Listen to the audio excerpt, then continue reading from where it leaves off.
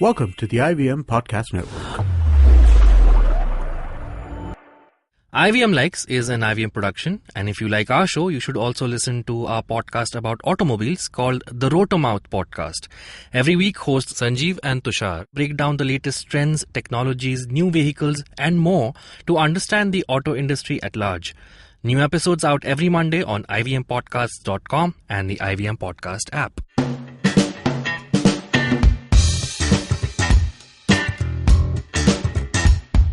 Hello and welcome to another episode of IVM Likes. This is episode 31 now, you guys. We're on the other side of 30. And life doesn't get better either way. Yeah, it's not. Alright, so today we've got a regular round of recommendations from Josh and Navin. Hi Josh, hi Navin. Hi. And then we're going to discuss some fictional shows within shows that we wish existed. It's all wishful thinking. So I'm going to start today with Josh because Josh has a YouTube channel. We're not doing regional segment anymore. We're doing YouTube Why channel. not anymore? Just All right, next time. Just hiatus for this. It's on hold. Yeah. But you still got to, the long weekend came and Josh watched a lot of Malayalam movies. I watched a lot but didn't finish any of them. Why? How do you do this? How can you watch 3 of them and not finish them? Yeah. Because I was kind of like for me, if it's not pulling me in the first hour, there's something wrong, I feel. Then it's okay. That's okay. Then you abandon them, basically. Generally with film, I do. You're not going to go back and try and complete them. That's fine. Yeah, it wasn't riveting enough, some of them. But I should finish them. But even the worst of movies, I always finish them. I just want to see how they execute the whole thing. No, I do want to finish them. I just these films are very tiring to watch. Cool, your I understand. capacity. Alright, give us that YouTube channel, yeah. Okay, so the YouTube channel I'm going to recommend is called Kurzgesagt. Kurzgesagt in a nutshell. It's a fairly popular YouTube channel. They get them in millions, 5 million, 3 million views on each video, and each video kind of deals with a very heavy, I would say quite a heavy duty concept. So I'll just read out some of the titles here. Some of them are antibiotic apocalypse, limits of humanity, what are you, human origins, death from space. And then there's some really and then stuff about cosmic stuff like fusion energy, vacuum decay. So all these videos are essentially animations that try to explain these very high fundu concepts. High funda concepts, but really bring it down to it. For instance, in the fusion episode, they try to discuss the future fusion technology, whether it's viable, whether there's even any point in putting money into it, or whether solar is going to be the next thing. Are they at least cute animations? The animations are amazing. Okay. Very nice. That is the best. Who gives you the information? Are they experts in this field? Okay, so for instance, they had this one episode called The Rise of the Machines, which is all about automation and how machine learning is taking over certain jobs, like artificial intelligence and all that. And that was based on 2 books. Oh, okay. So their research might be based on certain... Right. So, but it's it's a whole... at the end of that episode, they tell you how many hours they put in 900 hours just doing this episode, this, that, how many people worked on it. And a lot of Patreon supporters actually want them to put out better stuff, and they wanted to make out. Yeah, it came out. That's me. All those Patreons. That's what I wanted to make out, man. Shit. That's what I sent money for. But anyway, but I was watching one of their videos called Optimistic Nihilism, which is a very good take on this concept entirely. Because they break down the entire universe for you and tell you how insignificant you are. So just chill. The entire video essay is just about that. So I really like because the animation also is very. And that's funny niche. Because that is a very recent video, and that is they try to encapsulate the philosophy of that channel. Oh, that's very nice. Yeah, so that is one video. But they're not specific to a specific topic. They're not doing only space stuff or only science stuff. It's across the board explanations of things. It's usually deeper concepts, I would say. This idea of what are you is just it's full on existential. Yeah. Nice. So it's half. How do you spell this YouTube channel? Oh yeah. So Kurzgesagt. Oh man, I struggle. It's Kurzgesagt. In a nutshell. Yeah, in a nutshell. Right. It's German, I think. Yeah, it's a German word. Very nice. And the guy who voices the whole thing, his voice is very soothing as well. So I think. Yes, it is. I worry about soothing voices on really high concept videos because I feel like it'll lull me to sleep. No, Because already the subject matter seems like it's going to be a little heavy? It's not soothing as much as he talks like this. Okay. Yeah. You know? Very how things are made. Yeah. 5 billion years ago, man did not exist. Like something like that. Yeah, exactly. Very nice. It was totally made up that 5 billion years ago. yeah, man did not exist. Cool. All right. It's Thanks, time Josh. for my recommendation. All right, Naveen. Step back, Josh. Bastard. I got this. All right, cool. I'm recommending a book today called Ravan and Eddie. It's a Ravan. Ravan and Eddie. Ravan and Eddie. It's called Ravan and Eddie. It's a book by Kiran Nagarkar. Nagarkar. And a really famous book. People who do BMM or any kind of literature studies. Or any Bombay obsessed people. Yeah, like yeah, just. yeah. So they usually end up reading this book, and this is I'm recommending this book to other people outside of Bombay to give them a taste of life of what Bombay is. I grew up in a chawl. I grew up in a very hardcore chawl where we were Christians in one chawl, then followed by Hindus and then by Muslims, and all 3 kids played very well together.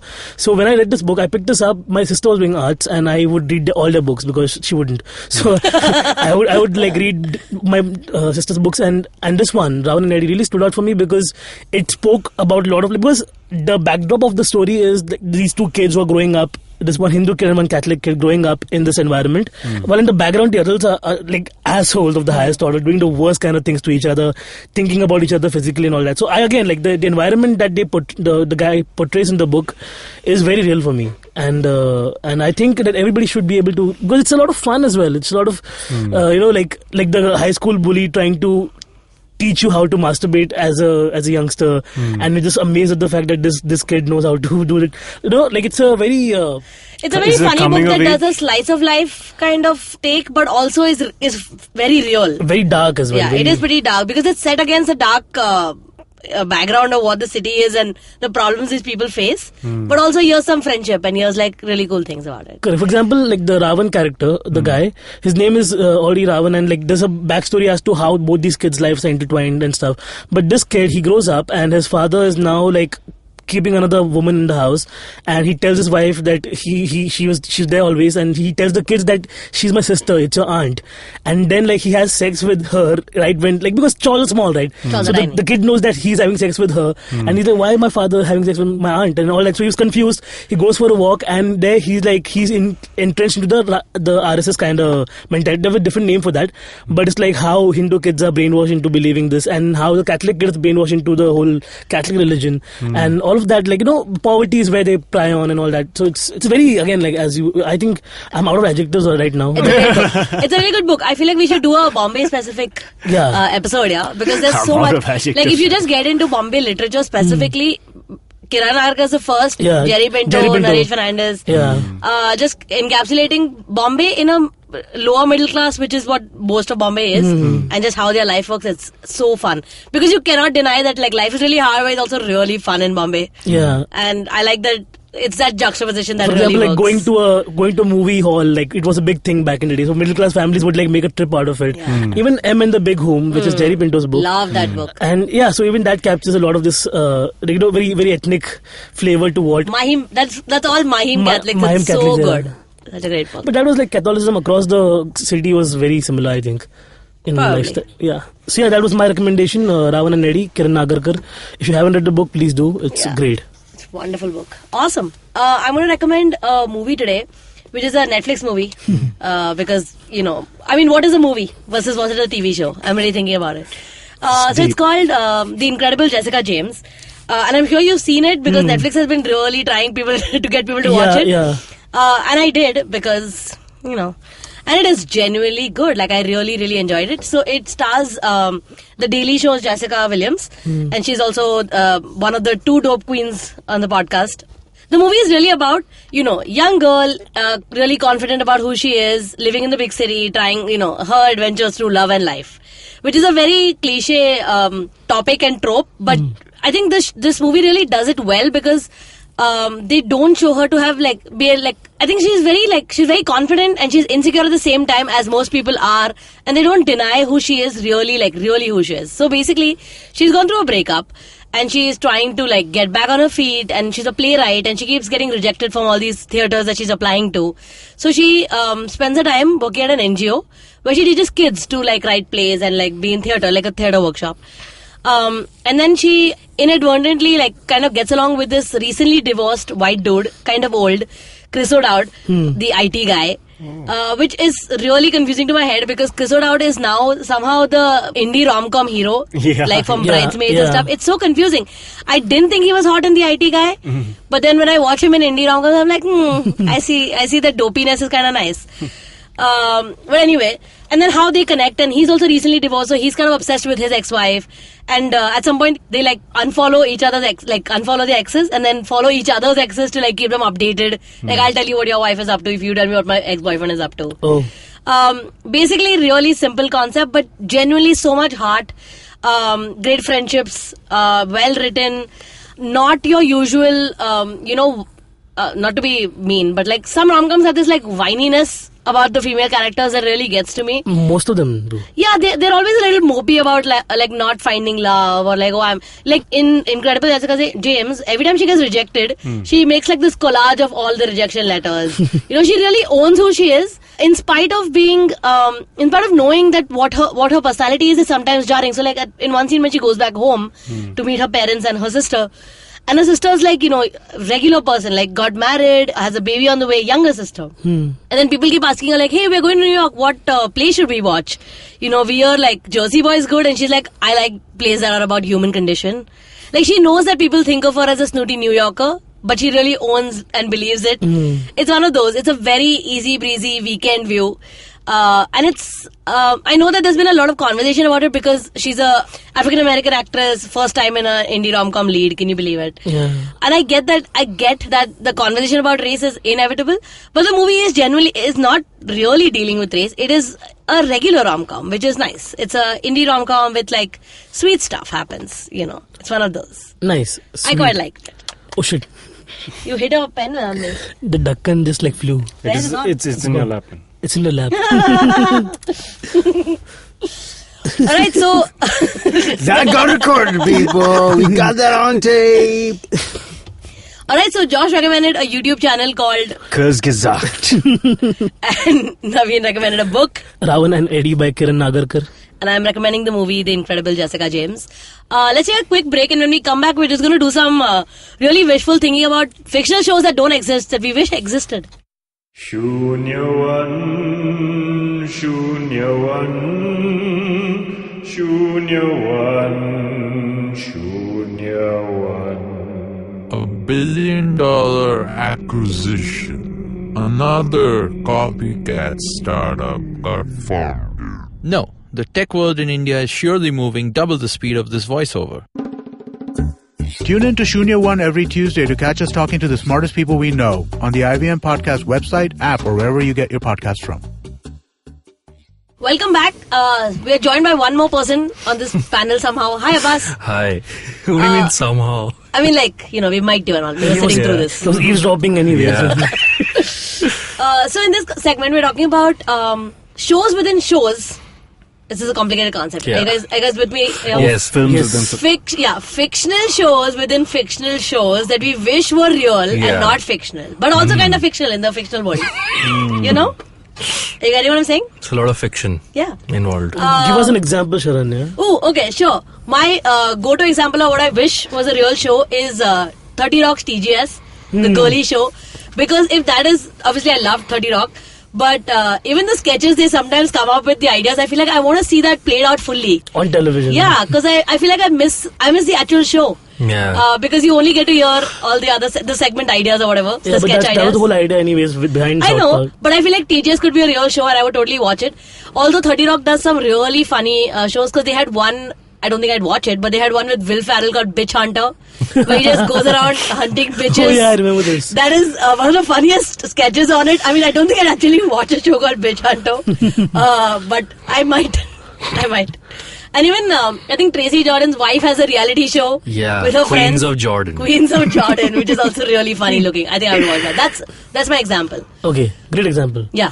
Cool. So I'll lead first. I watch a lot of South Park, and if anybody's watched South Park, they know there's two fictional characters in the show called Terrence and Phillip, and all they do the entire time is make fart jokes. The whole premise is like they're trying to put it, like Matt Stone and Trey Parker are trying to put it, as how dumb our television has become, that we enjoy these characters and they'd use the kids as a reference. Yeah. But sometimes these guys they'll have a very emotional, like, the concept of these episodes is like somebody's dying in the family and Terence's father's dead, for example, and Philip will be like, "Hey Terence, what's up?" And they're actually Canadians in the so in South Park all the Canadians have like two folded faces which just like open like a Pac-Man face. Yeah. So Terence and Philip are Canadian, so they're mostly like they talk like that. Their jaws aren't jointed. Yeah. They're like, So he'll be like, "Hey Terence, what's up, guy?" Like that's how all the Canadians talk in South Park.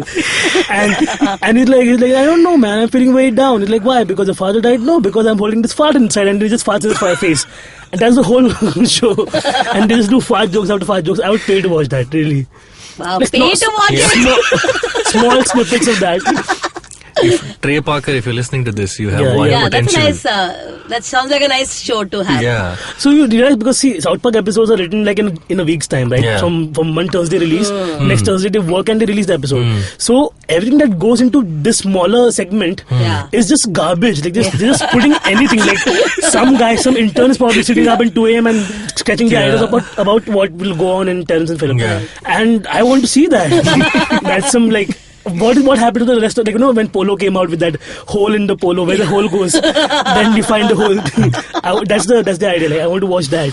Cool, All right. amazing. Okay, I have a couple of them. So I want to see two fictional films from the from the TV show Entourage.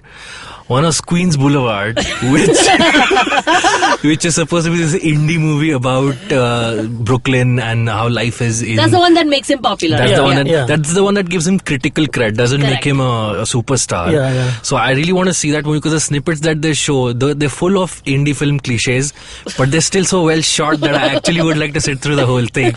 And the second, again from Entourage, is James Cameron's Aquaman. Oh yeah. I always wanted to see that because they have one trailer shot and then light goes out. And I'm like, this shit. Now that the actual Aquaman is gonna come out in 2019, I imagine this would be like the cheesier version, but then it's James Cameron, so it would have made tons of money if it actually existed. And then within Entourage, a sequel was made, which was gonna be directed by Michael Bay. So that's the movie I wish existed, so that I could shit on it. So those two. Another one is. I remember this, like in Entourage, that episode where like he goes to Sundance and he wants to get credibility, and then James Cameron is hovering over like these guys, the Entourage guys, and they're on a cliff skiing and everything, and James Cameron comes and says, and he's just like walkie-talking him down. And he's like, would like to be in my next movie. And the ending shot is all full of them jumping in the air and going, yeah. Entourage really worked at a specific time in life. Can't Can't watch it now, it's just shit. The other is, the Home Alone movies. Remember that little snippet of a black and white film that Kevin always plays when the pizza guy comes? Oh, yeah. Like, keep the change, you filthy animal. Those are actually fictional films. That film in Home Alone 1 is called Angel with Filthy Souls. And in Home Alone 2, it's called Angels with Filthier Souls. So it's a parody of these gangster / noir films, black and white films that used to happen. So I think if it existed, it would be a cult film in itself. Nice. And finally, since you mentioned 30 Rock, my favorite fictional show within a show on 30 Rock was MILF Island. Which is a bunch of MILFs and a bunch of 8th grade students on a same island, and the challenge was how many of these MILFs can they bone. And every week one MILF would get eliminated because she's not sexy enough anymore. She's not milfy enough. So that's a show that would be my guilty pleasure if it existed in real life. Emphasis on pleasure. So those are my choices. Josh, do you Oh wait, have by any? the way, like if we have to give some Indian representation as well. Josh, you want to go first or you want to No. try? It came to me and I really started excited. Go for it. Like in Sarabhai versus Sarabhai, do you remember Uska Pati Se Mera Hai? Of course. Yeah.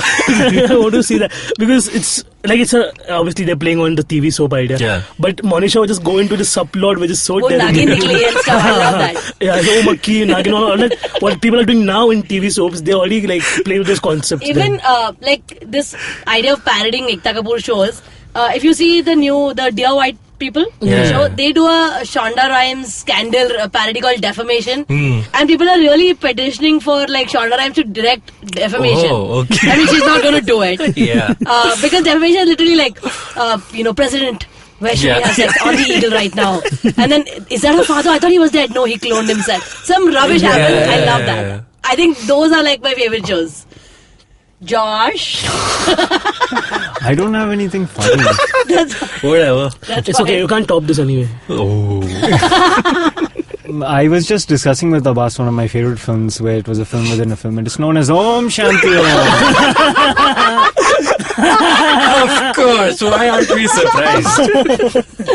Oh, that is true. Om Shanti Om is quite a genius movie. Yeah. Yes, but It's a wasn't genius that movie. the film? That's a weird thing. The film inside the film is the film It's itself. the film The film itself, right? itself. Yes, It's that's possible. true. That's true. It's like an Inception. It's But like before Inception we- before I like Inception. that. Before we go ahead, like there have been countless hours in the IBM office where Josh is like kept on telling us how amazing Om Shanti Om is, and we've been He's done that on this show as well. We have fights. Oh yeah, correct.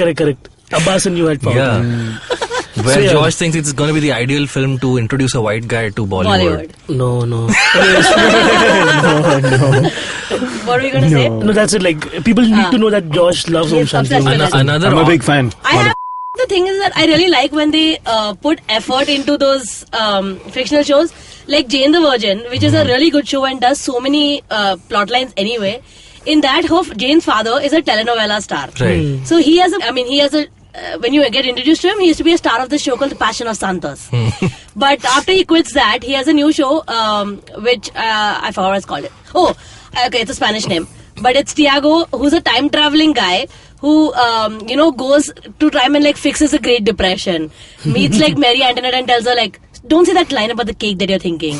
Like really dumb shit. And they really go they go deep into the show. Like I have followed that show within Jane the Virgin a lot. Because there is an actual plot line that they are building through the season. It makes no sense at all. But like put 10 points for effort on that. Yeah. So McBain from The Simpsons, who's a parody of Arnold Schwarzenegger and Bruce Willis.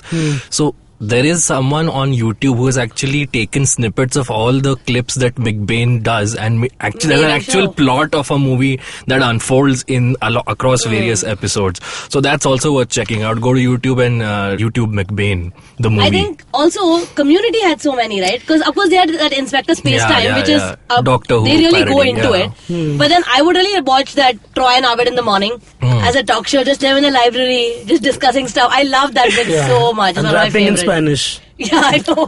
Don't they? I think now because television is so meta and it's nice to be meta, they can do these things. But when it's like if you look at like Friends, where they had the option of doing this funny stuff, they didn't do anything good with Joey's shows. They had that Mac and Cheese, where it's I get that the idea is that he does bad television, right? But they could have been so much funnier. Like I would have really enjoyed Friends doing really meta funny shit. That would have been nice. I think the most popular is Simpsons, Iggy and Scratchy, which I don't think can really exist because it would just be so violent. You'd have to do a petition and stop it. But like Tom and Jerry meets Mad Max, like that's something like that. I actually watched that. I would watch that for sure. Tom and Jerry meets Another fictional show within a show that deserves a shout out is You Heard with Purge from Parks and Recreation. But that's how television has become now. Like journalists are mostly clueless and going around. Even that woman, what's her name? Jane Kalamazoo in that show. She does all the sensational news. Gotcha with Jane Kalamazoo. And like Leslie always has the worst time with her. Even the radio show they have on that. It's really funny. Nick Kroll. Like they make all the fart noises. There's too much of fart noises in this episode. I have one more. Sorry, before I go. This is a trashy one actually. So if you guys watched the show called Unreal, no. Oh man, I wouldn't recommend it. I mean, the first season is very good. Second season is not good at all. But Unreal, the first season is basically it's a drama about the making of a show like Bachelor, like Bachelorette or whatever. Okay. So it's called Everlasting, and the producer's job is to just keep people all the time to make them do awful things on reality TV. And Everlasting I would totally watch because it makes no sense. You have to woo this British boy and all the girls, even if they have they're really smart girls, they have no option but to do the most worst shit to get on TV and to get popular, to get noticed. That is a show I would totally watch. Actually, it kind of exists. Which is The Bachelor. Yeah. He just had a realization while talking about it. Alright, that was fun. If you have any recommendations of shows within shows and movies within movies that you'd like to watch, let us know on Facebook or Twitter or Instagram. We are IVM Podcasts. Bye, Josh. Bye, Abbas. Bye-bye. Bye, Navin. Bye, guys.